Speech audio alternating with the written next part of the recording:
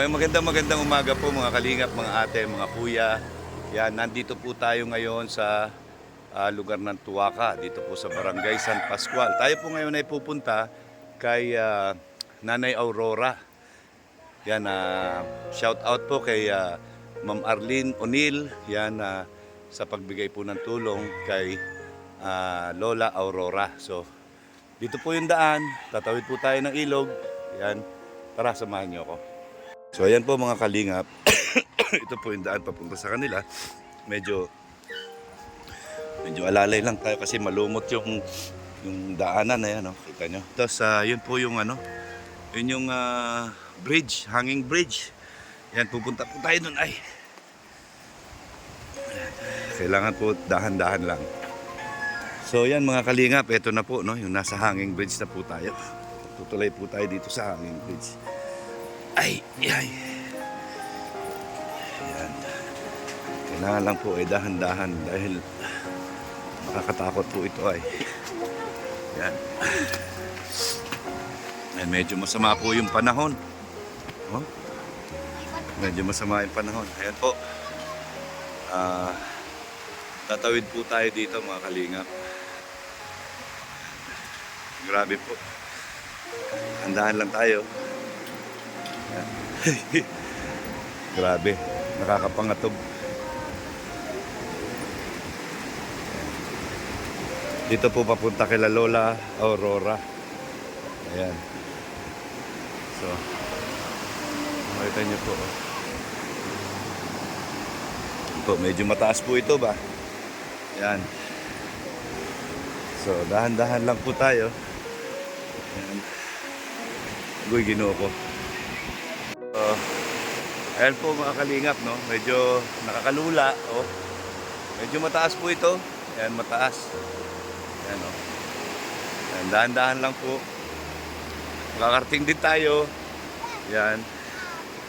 Kapit-kapit pag may time. Ayan. Okay. So, ayan po mga kalingap, oh. Nakakatakot po, gumagalaw, oh. Oh. So, yan po yung tinawid natin. Yan, thank you Lord at nakalagpasan po natin. So pababa na po tayo. Yan, puntahan na po natin si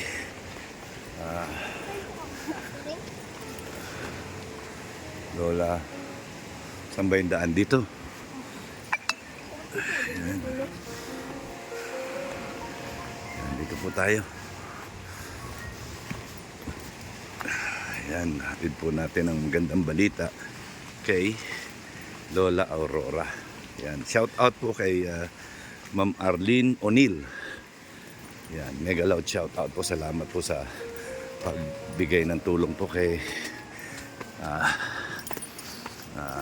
Lola Aurora. 70 years old po. Ayan. Punta na po tayo. So, ayan po mga kalingap.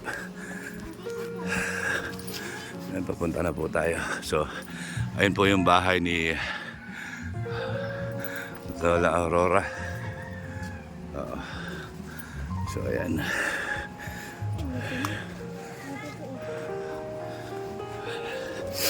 Ayan po mga kalingap.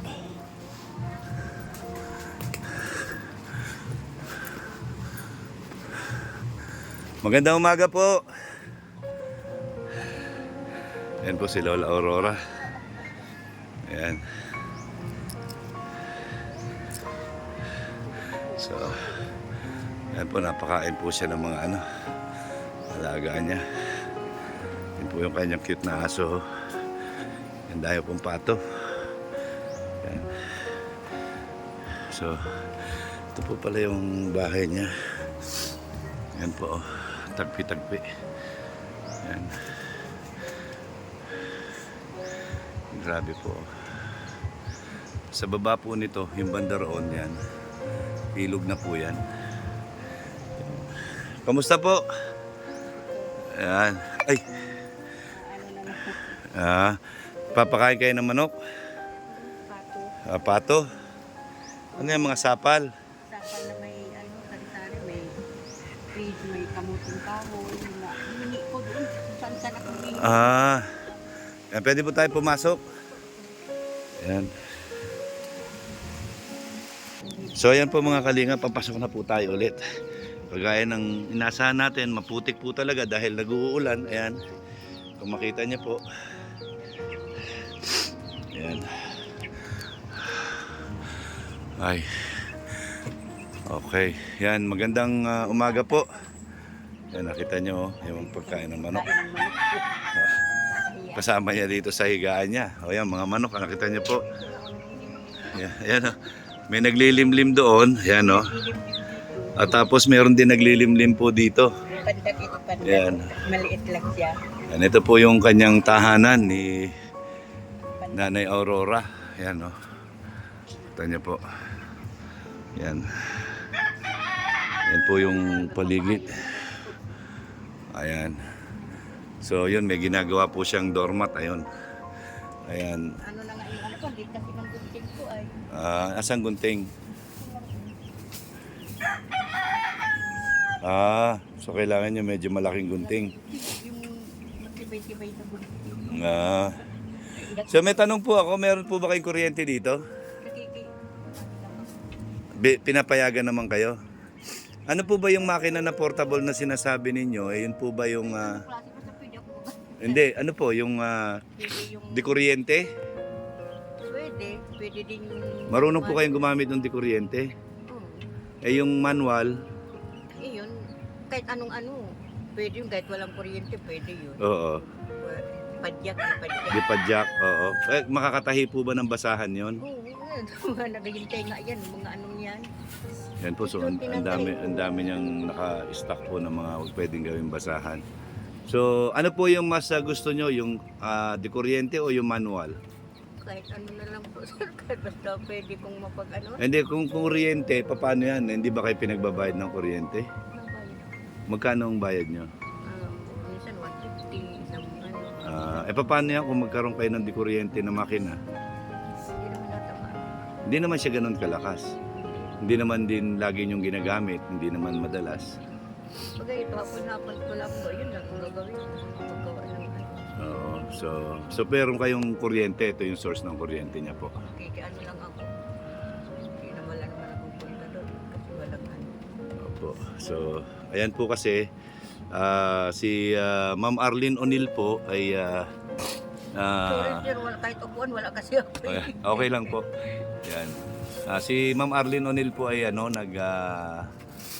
gusto pong magbigay sa inyo ng tulong. Yan pong sa makina. Iyak na ako.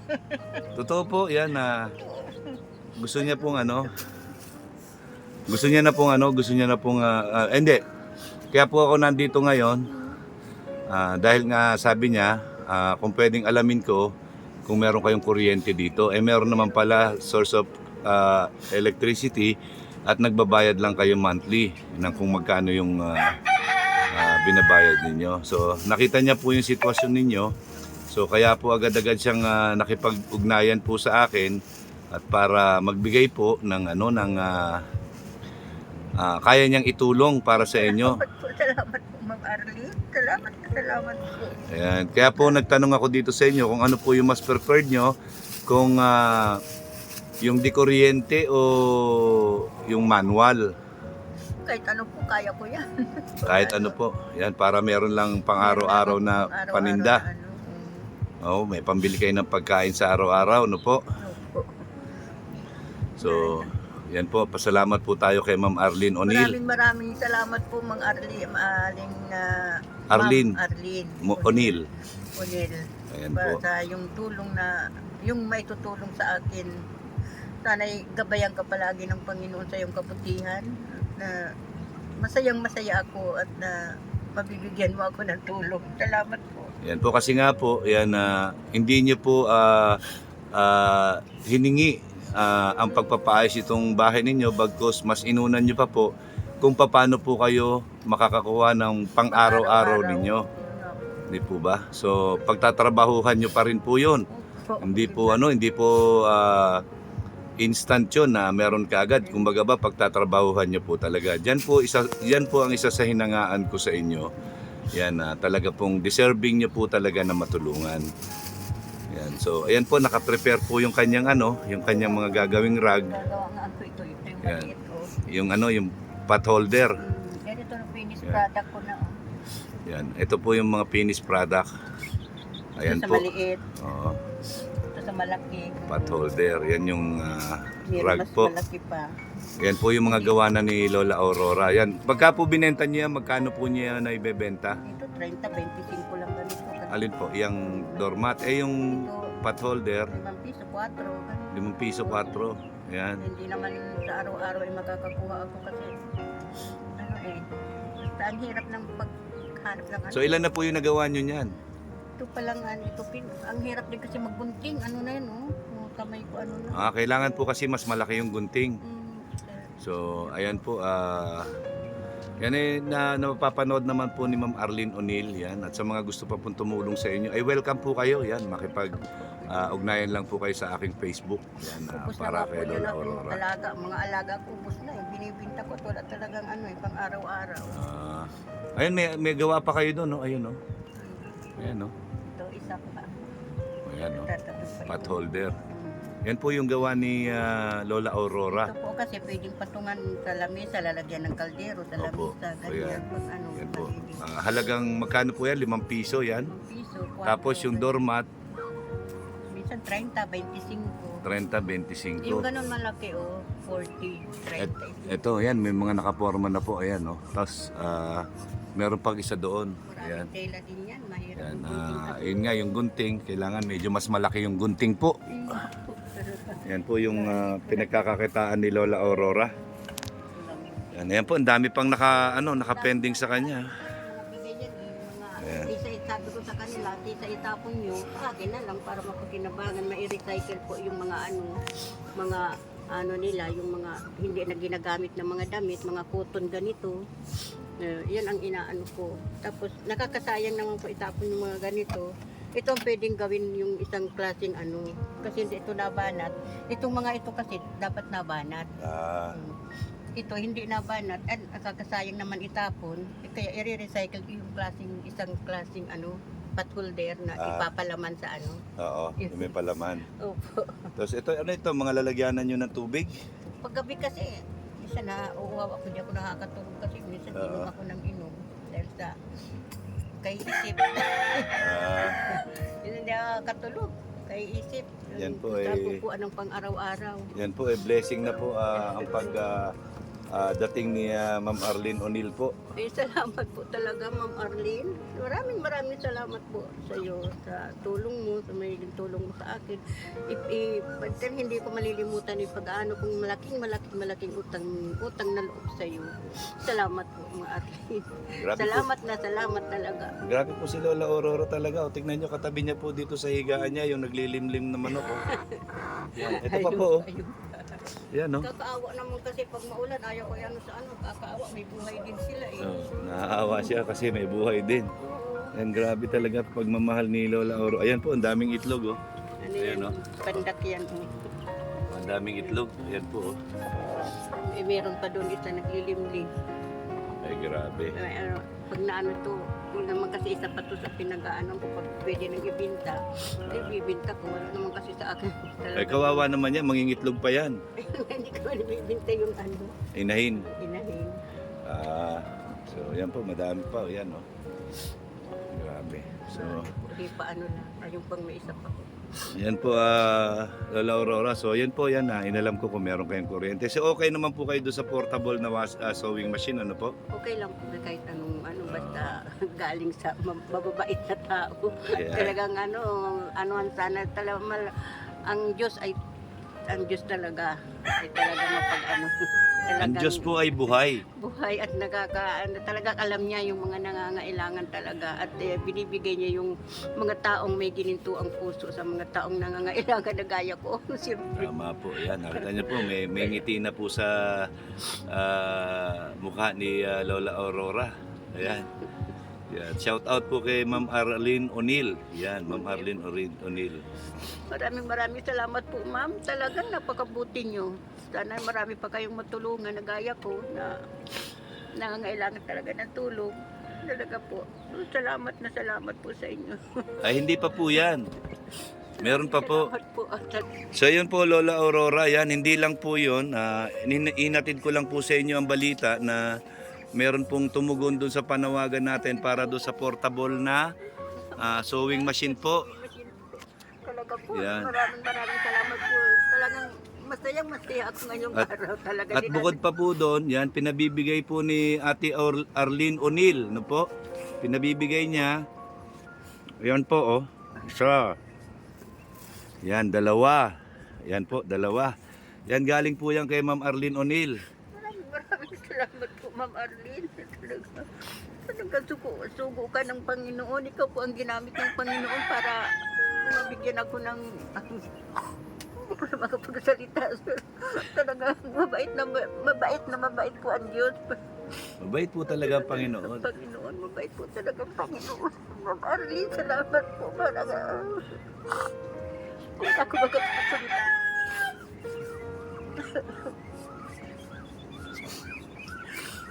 Yan, tingnan niyo po, hindi inaasahan may tumugon po sa ating panawagan. Dinadasal ko din po yung gabi-gabi. Yan po, paunang tulong po ni Ma'am Arlene O'Neill. Ayan po. Salamat po, Ma'am Ayan. Arlene. Maraming salamat po, Ma'am Arlene. Ma'am Arlene. Binigay ka sa akin ng Panginoon. Napakabait ng tao. Meron pa po yan. Antayin natin yung makina po na dumating. Ayan. Para siyempre, kahit saan yun, pwede nyo ipatong. Oo, di ba? Ayan. So, nakita niyo po, yan. Yan, malaking tuwa po ni Lola Aurora at pasalamat kay Ma'am Arlene O'Neill. Yan. Salamat talaga, Ma'am Arlene. Maraming salamat. Yan po. Buhay ko pa ng matagal. Yan sana po siguro pagkadating ng panahon mapasimento nyo na ito. Yan, para hindi po malusak, no? Kahit maliit lang naman itong lugar na ito. Yan, siguro kahit ng mga 4 na sakong semento ito. Yan, tsaka buhangin lang yan, no? Malapit lang buhangin yan sa iyo. Nakakakuha lang po ng buhangin. Pwede ka magkuha. Yun. Ako na pag maulan, kita mo ay yung Opo. kalipong ko. Ayan, 4 na sako lang ito, siguro masisimentohan na lahat ito. Ayan, tsaka 2 kubikong buhangin. Ayan. So, ayan nyo, malay nyo po, di ba? Tuloy lang po ang panalangin natin, ang pagdadasal, papasalamat sa mga biyayang natatanggap natin sa Panginoon. Yan, sa mga ginamit niyang tao, kagaya po ni Ma'am Arlene O'Neill. Gaya mo po. Yan. Yan. Gaya mo po. Ikaw din po isa sa instrumento ng Panginoon na dinala dito sa akin. Salamat po. Para gabayan ka ng Panginoon palagi. Yan, purihin po ang Panginoon. Yan. Yan po. Maraming salamat po. Yan po, Salamat po talaga. antayin nyo na lang po yung pagbalik ko ulit. Opo. Yan, ako po aalis na kasi medyo masama po yung panahon, no? Yan po, masama po yung panahon. Naghahangin-hangin, hindi nakakatulog. Wala Ayan. naman unang-una, walang So, pintuan yung bahay ko. Ayan niyo po, anong malay natin, di ba po? Walang imposible sa Opo, Panginoon. wala po talaga yan palagi. Hindi ako naano talaga Panginoon. Talagang inaano ko. Alam ko naman na lagi malapit sa akin. Nasa akin palagi. Tabi ko ang Panginoon. At Opo. dinadala din kayong may mga ginito ang mga puso. Mga taong So ayan po, hindi na kayo mamumroblema pambili niyo ng bigas. Yung nga po, wala na naman nga ako bukas eh. Ngayon lang, sinain ko ngayon hanggang mamayang gabi. Bukas na naman wala. Kawawa naman tong sila Doggy, sila Pusi. Yan. Saka yung mga kokok, Si Tuesday, si Tuesday. si Friday yung aso. Si Friday yung aso. Friday! Yan po si Friday. Friday! Kimaw yan. Ha? Si Kimaw, yung isa Friday. Si Kimaw. Kimaw. Yan, mga punggok lang po sila mga aso. Yan. Yan po, mga kasama ni Lola Aurora. Yan po. Yan. Salamat po sa pagmamahal nyo sa mga alaga nyong hayop. Ay, mapagmahal po talaga ako. Siyempre may mga buhay din yan, nakakaawa naman. Pag maulan nga, isa-isa po yan dyan. Inaano ko para makasilong dito lahat. Nandito kami lahat sa loob para hindi sila maulanan. Kaya po mabait sa inyo ang Panginoon. Sa kanya lang din po ako sumasandig eh. Sa Panginoon. Talaga. So yun po, Lola Aurora, salamat po. So abangan niyo po yung pagbabalik ko. Maraming maraming salamat po din sa inyo. Opo. Maraming salamat talaga. Wag po kayo sa akin magpasalamat At kay sa Ma'am Panginoon, kay Ma'am Arlene. Panginoon, kay Ma'am Arlene. Sana gabayan ka lagi ng Panginoon. Gabayan kayo lagi. Yung mga taong sinugo ng Panginoon. Sana palagi silang at lahat ng mga tao dito sa mundo. Siyempre. Amen. So maraming salamat po sa pagpapaunlak ninyo sa pagpunta natin dito. Yan, sana po ay makatulong ng malaki ang Malaking tulong na po yan talaga. ay pong bigay ni Ma'am Arlene O'Neill. Maraming salamat po, Ma'am Arlene, talaga. So yun po, yan, basta alagaan nyo lang po mabuti itong mga alaga ninyo dahil sa minsan sila po yung nakakasalba sa atin. Yun na nga po, sir. Yun na nga po, sir. So, talaga. maraming salamat po, yan, purihin ng Panginoon. Purihin ng Panginoon po talaga. Yan. God bless po. Maraming salamat, Lola Aurora. Gabayan Thank ka you. lagi ng Panginoon. Gabayan ka lagi ng Panginoon.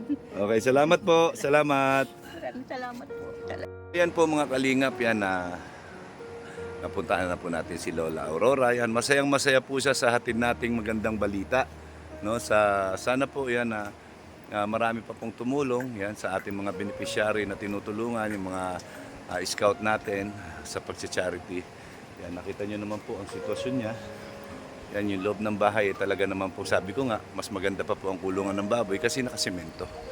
Isa po, malusak po hanggang sa loob ng bahay. At tanging yung higaan lang ang kanyang tungkulin. So maraming salamat po, Ma'am Arlene O'Neill. Shout out po sa inyo. God bless you more. Yan, kay Ma'am Jing Marasigan, kay Ate Perla Carlson, kay Ate Marlene Kimura, kay Ate Fe Velasco, kay Mary Lou McHugh, yan, kay Lynn Moore, at sa lahat-lahat po na mga tumutulong po sa ating pagsa-charity. Maraming salamat po. Ang laging sinasabi ni Kuya Mel, ang gumagawa ng mabuti sa kapwa ay pinagpapala. God bless po, and I love you 3 times a day. Paalam po. Bye-bye.